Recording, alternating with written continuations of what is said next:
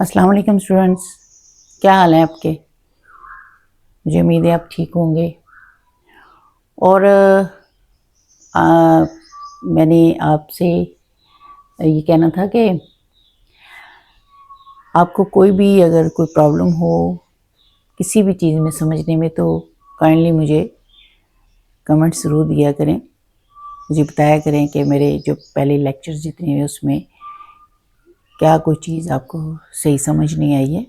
ठीक है, आप फीडबैक देते रहेंगे तो मुझे अच्छा लगेगा। आज हम ह्यूमन यूरिनरी सिस्टम का नेक्स्ट टॉपिक जो है वो पढ़ रहे हैं। और जैसे मैंने आपको पहले बताया था कि इसको एक्सक्रीटरी सिस्टम भी कहते हैं। ठीक है, यानी बॉडी में से एक्सक्रीट करना वेस्ट मटेरियल को। तो इसके लिए सबसे जो इम्पोर्टेंट ऑर्गन है वो है किडनी। अब किडनी से रिलेटेड और भी उसके साथ ऑर्गन्स हैं, तो मेन जो है ना वो हमारा किडनी ही है। अब ये कि अब हम आज जो है हमारा जो टॉपिक है वो है स्ट्रक्चर ऑफ किडनी, कि किडनी का स्ट्रक्चर जो है ना वो कैसा होता है। ये तो हमने पहले भी बताया था आपको कि kidney is a bean shaped. ठीक है, लोबिया की शक्ल क्या होता है, और इसमें आउटर इसकी टफ आउटर प्रोटेक्टिव टिश्यू की बनी होती है, एक लेयर बनी होती है जिसे आप रीनल कैप्सूल भी कह सकते हैं। ठीक है, इसके अलावा इसमें रीनल आर्टरी और रीनल वेन, ये इसका आगे वाला जो हिस्सा है, जो डिप्रेशन जिसमें अंदर की तरफ आया हुआ है, वहाँ से जिसे हम हिलस कहते हैं। ठीक है, वहाँ से रीनल आर्टरी और रीनल वेन दोनों जो है ना यहाँ से निकलती हैं, एंड यूरिटर। ठीक है, यानी एक किडनी से एक यूरिटर निकलता है, दूसरी किडनी से दूसरा यूरिटर निकलता है, क्योंकि पेयर ऑफ यूरिटर हमने कहा था। तो रीनल आर्टरी को मैंने ये रेड जो है ना वो इसमें बनाया हुआ है कि रेडिश ब्लड जो है ना वो ऑक्सीनेटेड ब्लड है। ठीक है, अब ये तो हो गया इसका एक्सटर्नल स्ट्रक्चर। अब आ जाता है इंटरनल स्ट्रक्चर। इंटरनली जो है ना ये 2 पार्ट्स पे मुश्तमिल है। जब हम किडनी को काटते हैं लॉन्गिट्यूडनली, तो हमें 2 जो है ना इसके पार्ट्स नज़र आएंगे। एक सबसे एक ऊपर वाला पार्ट होता है, ये थोड़ा लाइट कलर का होता है, ज़्यादा रेडिश नहीं होता। ठीक है, और इसको कहेंगे रीनल कॉर्टेक्स। रीनल कॉर्टेक्स कहते हैं। और अंदर वाला थोड़ा डार्क होता है, डार्किश रेड होता है, इसे कहते हैं रीनल मेडुला।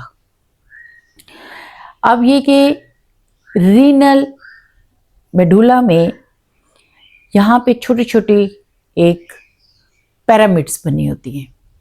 ठीक है, जब हम अंदर इसको देखते हैं तो छोटी छोटी पिरामिड्स है।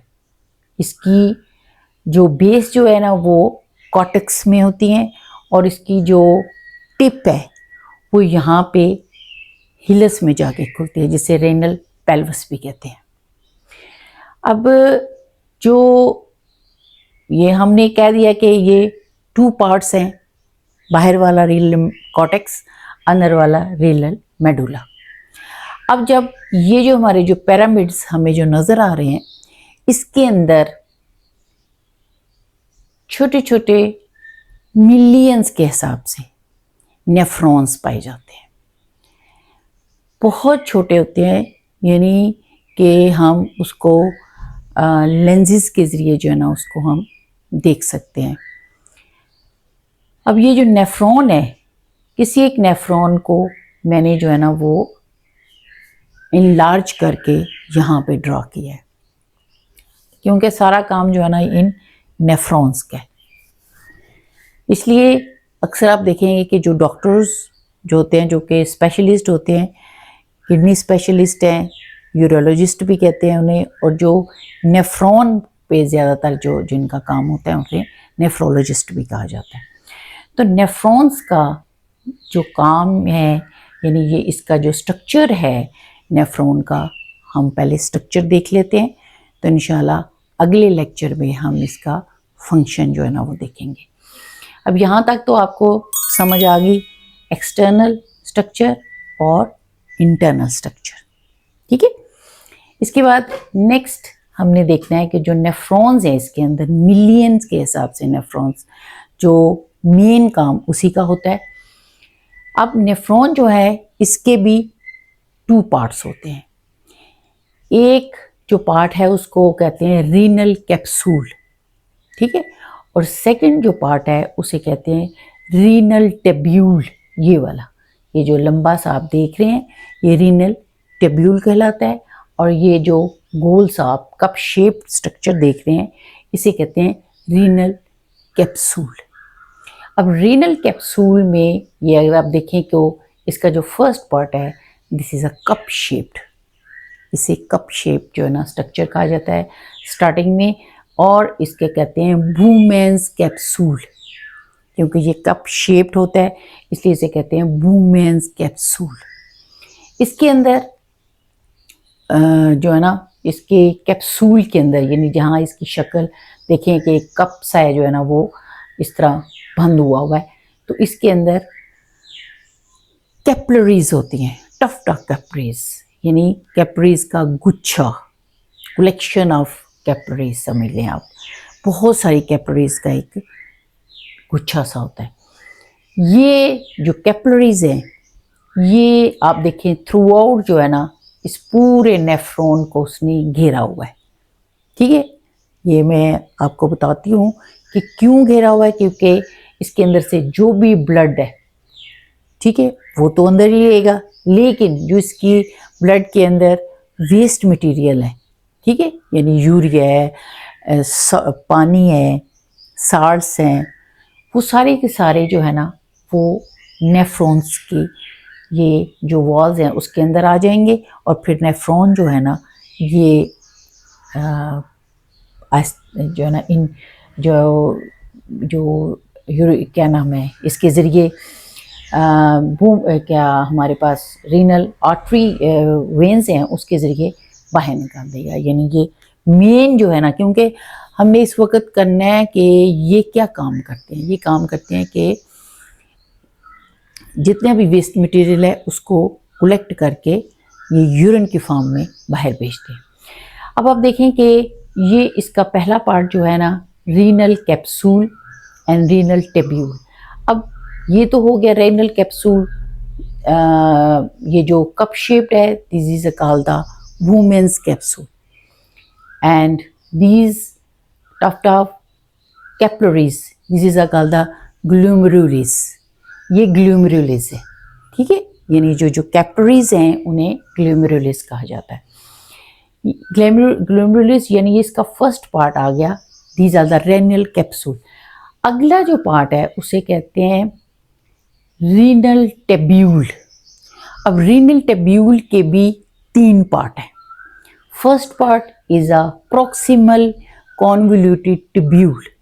कॉन्वोल्यूटेड का मतलब होता है ऐसे मुड़ा हुआ, ठीक है, जैसे हम किसी पाइप को ऐसे करके मोड़ देते हैं, कॉन्वोल्यूशंस कहते हैं उसे। तो प्रॉक्सिमल किसको कहते हैं, towards the point of attachment, यानी वो जो रीनल कैप्सूल के साथ अटैच हो, first part, this is called the proximal convoluted tube. उसके बाद ये इसके बाद आ जाता है यू ट्यूब, यू की तरह जो है ना मुड़ा हुआ, और उसको कहते हैं हम लूप ऑफ हेनल, यानी ये जो यू की शेप का जा रहा है उसे कहते हैं लूप ऑफ हेनल। आगे जाके फिर ये कॉन्वोल्यूशंस में आ जाता है, यानी फिर ये मुड़ी हुई शक्ल में आ जाते हैं, उसे कहते हैं डिस्टल कॉन्वोल्यूटेड ट्यूब। डिस्टल का मतलब है away from the point of attachment, इस पॉइंट ऑफ अटैचमेंट से तो दूर, और उसके बाद मेन जो है ना वो डक आ जाती है, ठीक है। और उसके बाद कलेक्टिंग डक है जिसमें सारे नेफ्रॉन जाके वहाँ पे अपने अपना जो वेस्ट मटेरियल है वहाँ पे डिस्चार्ज करते हैं। तो ये यहाँ पे हमारे इधर जो पिरामिड्स हैं इसके अंदर मिलियंस के हिसाब से नेफ्रॉन पाए जाते हैं और सारे नेफ्रॉन्स अपना अपना काम कर रही हैं और जितना भी वेस्ट मटेरियल है उसको कलेक्ट करती हैं और भेज देती हैं मेन कलेक्टिंग डक्ट में, ठीक है। तो उस ये फिर यहाँ से एक और जुड़ी होती है, इधर से एक और जुड़ी होती है, ये सारे एक दूसरे के साथ कनेक्टेड होती हैं और फिर मेन डक के साथ जुड़ जाती हैं एंड देन जितना भी जो वेस्ट मटेरियल होता है वो सारा उसके अंदर आ जाता है एंड देन यहाँ से फिर ये रीनल पेल्विस में आके इसकी कनेक्शन होती है एंड देन उसके बाद यूरेटर से ये in the form of urine के यूरिनरी ब्लैडर में आ जाता है एंड देन उसके बाद यूरेथ्रा के थ्रू पास हो जाता है।